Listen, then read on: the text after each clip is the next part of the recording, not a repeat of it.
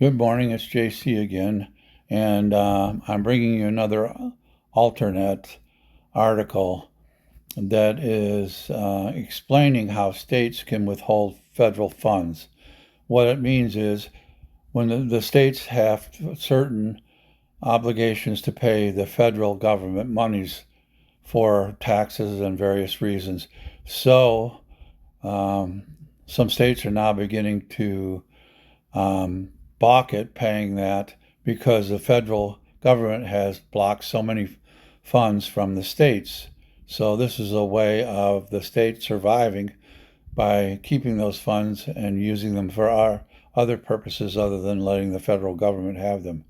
So I want to let you listen to this. Act like a collections agency. Democrat reveals blue state's secret weapon against Trump. Published by Alternet.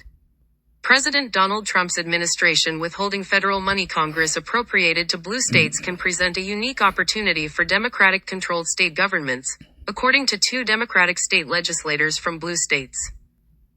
In a Friday segment on MSNBC's Deadline, White House, Maryland House of Delegates Majority Leader David Moon, D., told host Alicia Menendez that two bills he's introduced would enable his state to begin withholding state funds meant for the federal government.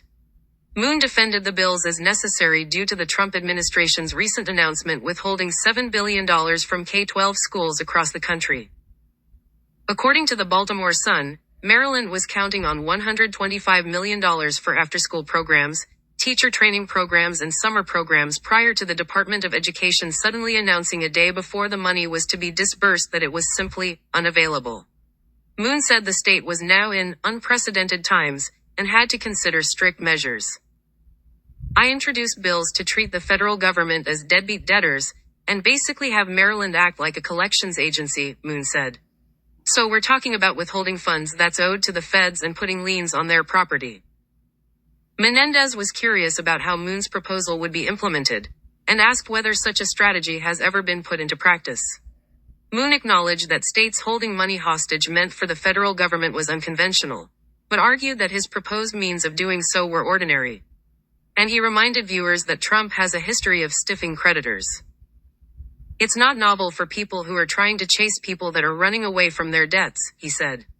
Certainly this White House, this president, is someone who is no stranger to trying to walk away from obligations and debts just because he simply doesn't want to pay them. The Maryland Democrat went on to observe that when the federal government doesn't deliver money that was promised, states have to fill in the gaps. And because states have to tax for every dollar they spend, that means the federal government reneging on its promises forces states to make cuts to their own public services.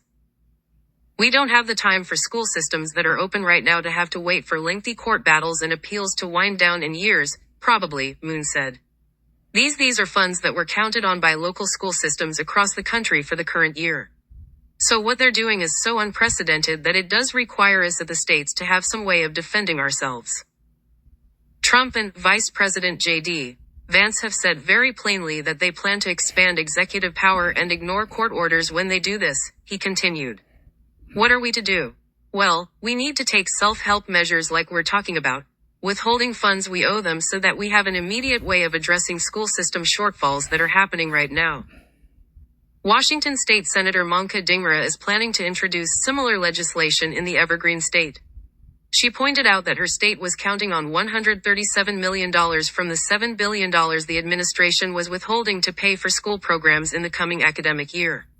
To illustrate her point, she said that 28% of the Washington state budget is made up of federal money appropriated by Congress. And the Coalition on Human Needs found in January that 32% of state budgets are made up of federal money. And poor, rural states often rely on it the most, with federal money making up 45% of Mississippi's state budget. It's about making sure that we can continue to keep people receiving mental health services, physical services, housing and things that they are entitled to, Dhingra said. And so we have to make sure that when decisions are made in an arbitrary fashion, the states are able to stand up and fight back. Woe for Mississippi, and woe for Louisiana, Texas, Arkansas, maybe. I don't think Arkansas is in there very much, but Alabama is another one. I don't know about Florida, North Carolina, South Carolina. This block of southern states, they depend upon the northern states to pay their tax bill so that the money can be funneled to the southern states to help them limp along because their economies are so bad and their people are so uneducated. So the South is going to suffer the most if the states start withholding federal funds and keeping them for state use, which I hope they do.